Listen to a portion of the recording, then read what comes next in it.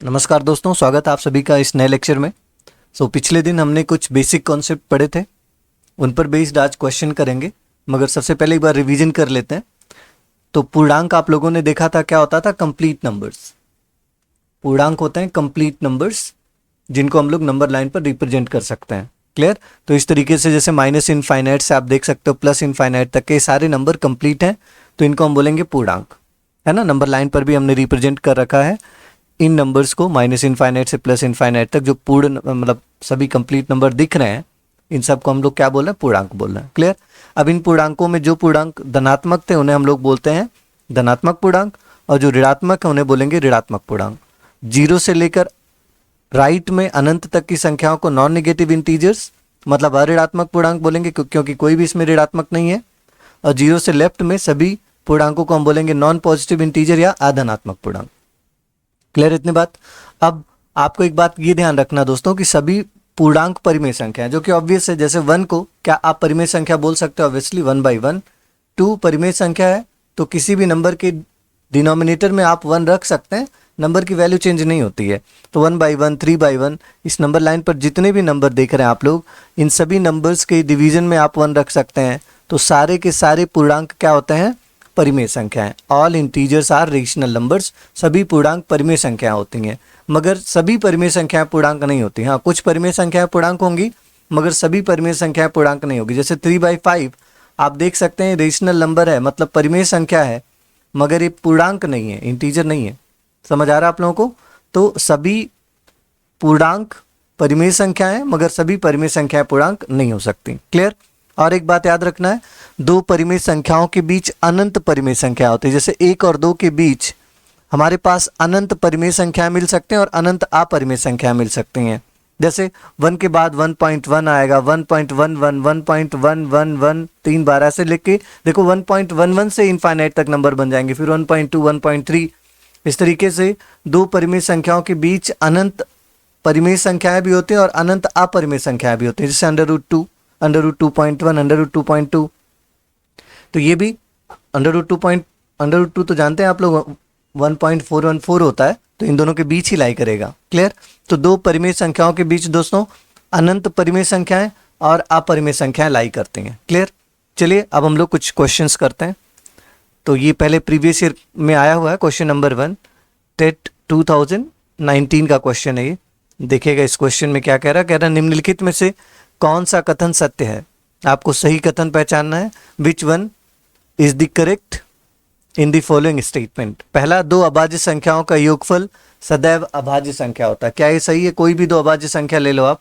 मान लो एक अभाज्य संख्या हमने ले लिया 5 और एक ले लिया 7, तो 5 में 7 ऐड करिए, कितना आएगा? 12। क्या 12 अभाज्य संख्या है? 12 अभाज्य संख्या नहीं है। और कह रहा है कि दो अभाज्य संख्याओं का योगफल हमेशा अभाज्य संख्या आता है। जैसे 3 और 5 ले लो, 3 और 5 कितना होगा? 8। देखो ये भी अभाज्य नहीं है। 2 और 3 ले लो, 2 और 3 5, ये अभाज्य आ गया। लेकिन ये अभाज्य एक बार आया ना, क्वेश्चन में बोला हमेशा अभाज्य होनी चाहिए, तो हमेशा अभाज्य नहीं हो सकता दो अभाज्य संख्याओं का योगफल, इसलिए फर्स्ट गलत हो गया। एक अभाज्य संख्या विषम संख्या हो सकती है, सॉरी, एक भाज्य संख्या विषम संख्या हो सकती है। तो ऑब्वियस बात है, एक भाज्य संख्या विषम संख्या तो हो ही सकती है। जैसे आप देख सकते हैं 9 क्या है? एक विषम संख्या भी है और भाज्य संख्या भी है। 9 3 से डिवाइड हो जाता है, तो ये भाज्य भी है, और 9 क्या है? विषम भी है। भाज्य मतलब कॉम्पोजिट भी है और विषम मतलब ऑड भी है। क्लियर? तो कह रहा है एक भाज्य संख्या विषम संख्या हो सकती है, ये बात बिल्कुल करेक्ट है। सबसे छोटी अभाज्य संख्या 1 है, ये मैंने आपको बता रखा। सबसे छोटी अभाज्य संख्या 1 नहीं है, सबसे छोटी अभाज्य संख्या क्या है? 2 है। 1 ना तो अभाज्य संख्या है ना ही भाज्य संख्या है। क्लियर? कोई सम अभाज्य संख्या नहीं, ये बात भी गलत है। 2 एक सम अभाज्य संख्या है। क्लियर? तो इस क्वेश्चन का आंसर क्या होगा? Second option. क्लियर? चलिए सेकेंड क्वेश्चन देखते हैं। सेकेंड क्वेश्चन है 50 से छोटे धन पूर्णांकों में अभाज्यों की संख्या, the number of positive prime number integers less than 50। तो 50 से कम अभाज्य संख्याओं की संख्या कितनी होगी? यूपी टेट 2022 में आया है। तो ये मैंने आपको मेमोराइज कराया था, याद कीजिए। 1 से लेकर 25 तक टोटल कितने प्राइम नंबर्स हैं? 9। 1 से लेकर 25 तक 9 अभाज्य संख्याएं हैं। ऐसे 1 से लेकर 50 तक कितने अभाज्य संख्याएं हैं? 15। 1 से लेकर 100 तक 25 अभाज्य संख्याएं, और 1 से लेकर 200 तक कितनी अभाज्य संख्याएं हैं? 45। क्लियर? तो आपसे कह रहा है 50 से छोटे धन पूर्णांकों में अभाज्यों की संख्या। वैसे भी अभाज्य तो धन पूर्णांक ही होते हैं, तो कितना होगा 15, फोर्थ ऑप्शन करेक्ट है। क्लियर। थर्ड क्वेश्चन देखिए, पाई क्या है। यूपीटेट 2022 में आया है क्वेश्चन, पाई क्या है। तो पाई परिमेय संख्या तो हो नहीं सकता, क्योंकि पाई का वैल्यू आपको बताया गया था 3.1415 एंड सो ऑन इनफाइनाइट तक जाएगा, और इसको आप p बाई क्यू के फॉर्म में नहीं लिख पाएंगे, इसलिए पाई एक कैसी संख्या है, अपरिमेय संख्या। क्लियर। क्वेश्चन नंबर 4 देखिए, सबसे छोटी ऋणोत्तर अभाज्य पूर्णांक है, the least non negative prime integer. तो प्राइम इंटीजर तो नॉन निगेटिव ही होता है, तो सबसे छोटी अभाज्य संख्या कौन सी है, 2। यूपीटेट 2018 में आया क्वेश्चन। फिफ्थ क्वेश्चन देखिए, एक्स एंड वाई शून्येतर वास्तविक संख्याएं हो तो x square plus x Y plus Y square क्या होगा। X and Y are non zero real numbers, then X square plus x Y plus Y square.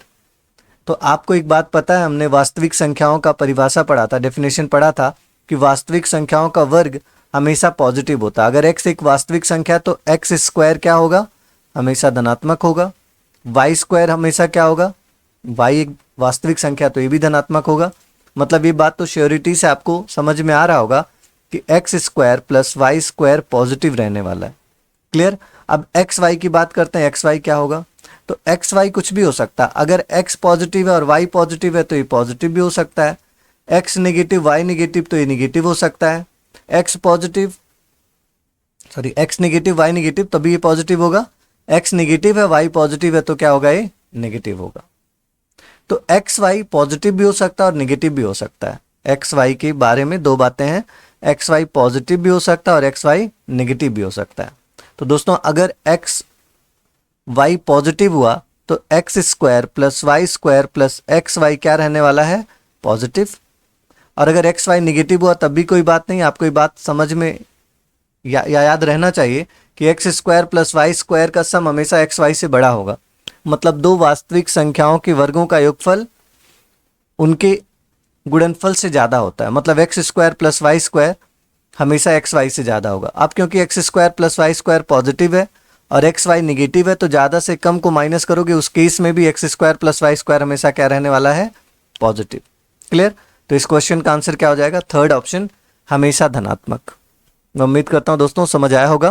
Question number 6 देखते हैं, सबसे छोटी अभाज्य संख्या है, ये तो आपने देख लिया है। सबसे छोटी अभाज्य संख्या क्या है, 2। प्रत्येक परिमेय संख्या, एवरी रेशनल नंबर इज, प्रत्येक परिमेय संख्या क्या है, तो प्रत्येक परिमेय संख्या प्राकृतिक संख्या तो हो नहीं सकती, क्योंकि प्राकृतिक संख्या तो आप जानते हैं 1 2 3 4 ऐसे सिर्फ लिमिटेड है, यही होती है। मतलब पूर्णांकों का पार्ट है, और परिमेय संख्या तो कुछ भी हो सकता है, 2/3 हो सकता है, 5/7 हो सकता है, ये सब तो प्राकृतिक संख्या में नहीं आएंगे ना। तो प्रत्येक परिमेय संख्या प्राकृतिक संख्या नहीं हो सकती, गलत है। प्रत्येक परिमेय संख्या पूर्णांक नहीं, प्रत्येक परिमेय संख्या पूर्णांक नहीं हो सकती। हाँ, प्रत्येक पूर्णांक परिमेय संख्या होता है ना। आप लोगों को पता है जैसे पूर्णांक क्या था, माइनस इनफाइनाइट से लेकर -4 -3 -2 -1 0 1 2 3 4 एंड सो ऑन इनफाइनाइट, ये पूर्णांक है। तो ये पूर्णांक तो परिमेय है, लेकिन जैसे अभी आपने बोला 5/7, क्या 5/7 पूर्णांक होगा, नहीं होगा, ऑब्वियसली नहीं होगा। तो प्रत्येक परिमेय संख्या पूर्णांक भी नहीं हो सकती। हाँ, प्रत्येक परिमेय संख्या वास्तविक संख्या होती है। आपने देखा था वास्तविक संख्या दो प्रकार की थी, एक परिमेय संख्या और एक अपरिमेय संख्या। तो सारी परिमेय और अपरिमेय संख्याएं कौन सी संख्याएं होती हैं, वास्तविक संख्याएं। थर्ड ऑप्शन करेक्ट होगा। क्लियर। चलिए आगे बढ़ते हैं। क्वेश्चन नंबर 8 देखिए, दो परिमेय संख्याओं के बीच, तो अभी हम लोगों ने पढ़ा दो परिमेय संख्याओं के बीच कितनी परिमेय संख्याएं होती हैं, अनंत परिमेय संख्याएं। ओके। क्वेश्चन नंबर 9, निम्नलिखित में से कौन अपरिमेय संख्या है। तो अपरिमेय संख्या मतलब जो डायरेक्टली स्क्वायर रूट से बाहर नहीं आता है, तो इसमें तो साफ साफ लग रहा है √7। आपको पता है √89 कितना होगा, 9, तो 9 को 9/1 लिख सकते हैं, तो परिमेय संख्या है। √4/9, 4 का स्क्वायर रूट 2, 9 का स्क्वायर रूट 3, 2/3 तो परिमेय संख्या। √12 को क्या लिख सकते हैं, √3 × √4 अपॉन √3, √3 से √3 कैंसिल हो जाएगा, और √4 का स्क्वायर रूट 2, तो 2 भी एक परिमेय संख्या है। क्लियर। तो ये तीनों तो परिमेय संख्या है, 1 2 और 4। थर्ड अपरिमेय संख्या, यही पूछा था आपसे, अपरिमेय संख्या कौन है, तो ऑप्शन 3 करेक्ट होगा। क्वेश्चन नंबर 10 देखिए, नीचे दिए कथन सत्य है या असत्य, कारण के साथ अपने उत्तर दीजिए। State whether the following statements are true और false, give reason for your answer, है ना। तो पहला क्या कह रहा है, प्रत्येक प्राकृतिक संख्या एक पूर्ण संख्या। आप लोगों को पता है दोस्तों प्राकृतिक संख्या कहाँ से स्टार्ट होती है, 1 2 3, यहीं से ना। और पूर्ण संख्या कहाँ से स्टार्ट होती है? 0 से। 0 1 2 3 एंड सो ऑन इनफाइनाइट। तो क्या हर एक प्राकृतिक संख्या पूर्ण संख्या है? प्रत्येक प्राकृतिक संख्या एक पूर्ण संख्या। ऑब्वियसली 1 2 3 4 देखिए प्राकृतिक संख्या में आ रहा है और पूर्ण संख्या में भी आ रहा है, तो हर एक प्राकृतिक संख्या पूर्ण संख्या, ये बात ट्रू है। प्रत्येक पूर्णांक एक पूर्ण संख्या, तो पूर्णांक तो नेगेटिव भी होते हैं, जैसे -3 -2 -1 1 2 3। और पूर्ण संख्या क्या होता है? 0 1 2 3। तो क्या हर एक पूर्णांक, जैसे -3 क्या पूर्ण संख्या होगा? ऑब्वियसली नहीं होगा, तो ये फॉल्स है। क्लियर? प्रत्येक पूर्णांक पूर्ण संख्या नहीं हो सकता। हाँ, प्रत्येक पूर्ण संख्या पूर्णांक हो सकता है। प्रत्येक परिमेय संख्या एक पूर्ण संख्या है। प्रत्येक परिमेय संख्या पूर्ण संख्या, ये भी गलत है। प्रत्येक परिमेय संख्या पूर्ण संख्या नहीं हो सकती। आप ऐसे देख लो, परिमेय संख्याओं में 2/3 आता है, तो 2/3 एक परिमेय संख्या है, मगर क्या है? पूर्ण संख्या है? ऑब्वियसली नहीं, क्योंकि पूर्ण संख्या तो 0 1 2 3 होता है। तो ये भी क्या है? फॉल्स है। क्लियर दोस्तों? तो फर्स्ट ट्रू, सेकेंड और थर्ड फॉल्स हो गए। 11th क्वेश्चन देखिए, निम्नलिखित में सह अभाज्य संख्याएं हैं। तो सह अभाज्य संख्याएं वे संख्याएं होती हैं जिनके पेयर में कुछ भी कॉमन नहीं होता। जैसे 12 और 20 में देख लीजिए 4 कॉमन है। भाई 12 का मतलब होता है 3 × 4 और 20 का मतलब होता है 4 × 5, तो इन दोनों में 4 कॉमन आ गया, मतलब ये सहभाज्य नहीं है। सहभाज्य के लिए कुछ भी कॉमन नहीं होना चाहिए। 9 और 15 में देखो 3 5 जा 15 और यहाँ पे 3 3 जा 9, 3 5 जा 15, तो इन दोनों में 3 कॉमन हो गया, तो ये भी सहभाज्य नहीं होंगी। 29 और 116, तो 29 1 जा 29, 29 का 4 टाइम मल्टीप्लाई करेंगे तभी 116 आता है, तो दोनों में 29 कॉमन हो गया, ये भी सहभाज्य नहीं है। 21 मतलब 3 × 7 और 41 मतलब 43 × 1 ही होगा, क्योंकि 43 एक अभाज्य संख्या है। तो इन दोनों में देखिए कुछ भी कॉमन नहीं है, तो 21 और 43 कैसी संख्याएं हैं? सह अभाज्य संख्याएं। लास्ट क्वेश्चन देखिए, यदि a + 2 a + 4 अविभाज्य संख्याएं हों तो a के कितने मान संभव हैं? है ना, total number of values of a, तो a की कितनी वैल्यूज पॉसिबल है? टेट का प्रीवियस ईयर का ही क्वेश्चन है। तो ऐसे अगर आप ध्यान दो, तो अगर a की जगह पर मैं 2 रख दूं, तो यहाँ पे देखो a की जगह पर 2 रखने पर इसकी वैल्यू कितनी आएगी? 4 और यहाँ पे 6। तो क्या ये सारे की सारी प्राइम नंबर्स बने?